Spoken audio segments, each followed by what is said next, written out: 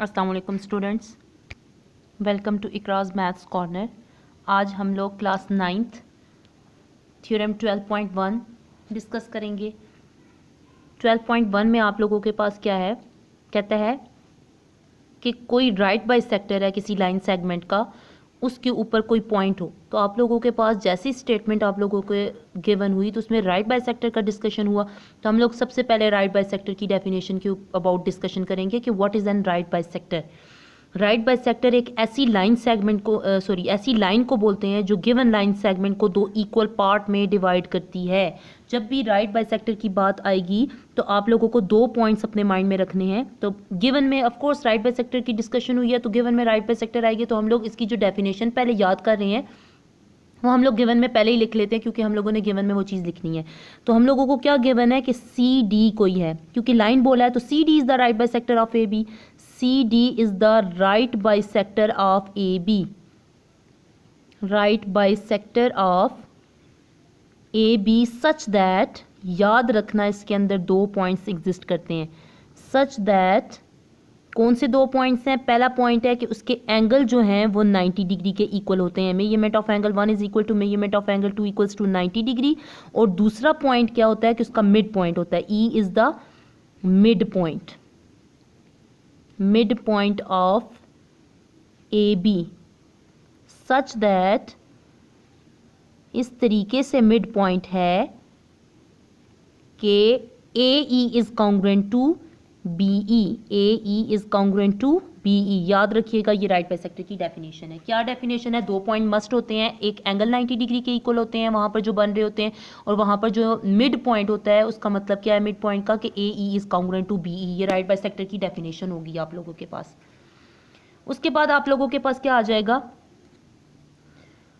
अब आप लोगों के पास क्या है, स्टेटमेंट के मुताबिक गिवन क्या हुआ फिर, any point on the right bisector of a line segment, कि कोई पॉइंट है और वो राइट बाइसेक्टर के ऊपर लाई करता है। तो हम लोग कहते हैं कि फॉर एग्जांपल इस लाइन के ऊपर कोई पॉइंट P है, तो क्या हो गया आपके पास गिवन में कि let P be any point, let P be any point. इसमें कोई भी P है वो कोई भी पॉइंट है इसके ऊपर, किसके ऊपर है? On CD।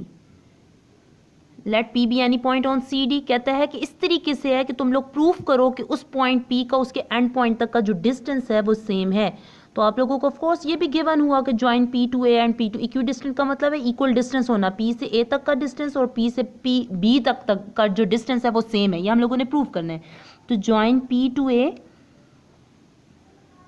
एंड B, कि P को A के साथ भी ज्वाइन करो और B के साथ भी ज्वाइन करो। तो हम लोगों ने प्रूफ क्या किया इसमें फिर, कि P से A तक का जो डिस्टेंस है और P से B तक का जो डिस्टेंस है वो सेम है। हम लोगों ने क्या प्रूफ करना है फिर? PA is congruent to PB, ये हम लोगों ने प्रूफ करना है।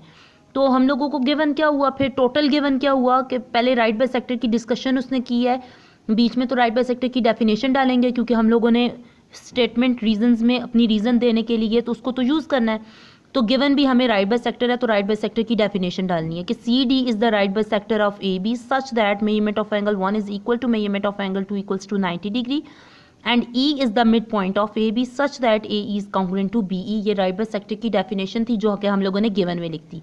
देन उसने कहा गिवन में कि कोई पॉइंट है जो कि राइट बाइसेक्टर के ऊपर लाई करता है। तो एनी पॉइंट में क्या आ जाएगा? Let P be any point on the right bisector CD।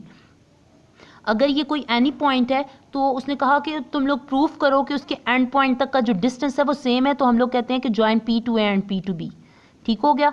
तो प्रूफ में हम लोगों ने क्या करना है, क्या प्रूफ करना है कि PA is congruent to PB। ठीक हो गया। इसमें कंस्ट्रक्शन की नीड ही नहीं है कि दो ट्राइंगल सामने नजर आ रही हैं। प्रूफ स्टेटमेंट रीजन के बाद दो ट्राइंगल्स नजर आ रही होंगी तुम लोगों को, PAE और PBE। इन दोनों के दरमियान में 1-to-1 करस्पॉन्डेंस ले लेते हैं। Triangle PAE is 1-to-1 correspondence to triangle PBE। इन दोनों के दरमियान में इस तरीके से 1-to-1 करस्पॉन्डेंस है कि हम लोगों को तीन चीज़ें यहाँ पर कॉन्ग्रुएंट पूरी करनी है। वो तीन चीज़ें कहाँ से आएंगी? गिवन से आएगी, कंस्ट्रक्शन से आएगी, फिगर से आएगी। फिगर से गौर से देखो तो PE जो है वो इस ट्राइंगल के अंदर भी है, इस ट्राइंगल के अंदर भी है। तो रीज़न क्या आ जाएगी दोनों की? क्योंकि PE दोनों के अंदर मौजूद है, PE is congruent to PE, reason क्या आ जाएगी? कॉमन।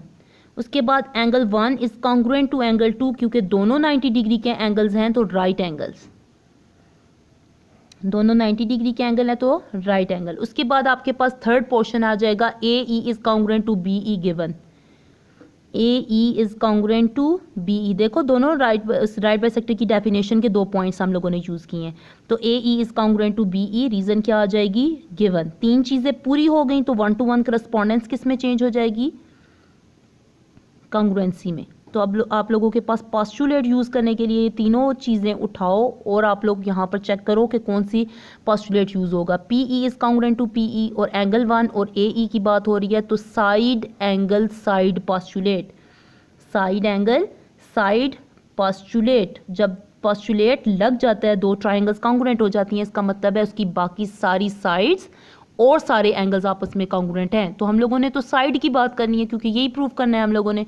तो इस ट्राइंगल के अंदर हम लोगों ने इस साइड की बात की, इस साइड की बात की, एंगल की बात की। तो या देखो और से यहाँ पर पी ए की अभी तक बात नहीं हुई, तो हम लोग इसमें भी पी बी की बात नहीं हुई, तो P A is congruent to P B, reason क्या आ जाएगी, is congruent to P B, reason क्या आ जाएगी, corresponding sides of congruent triangles.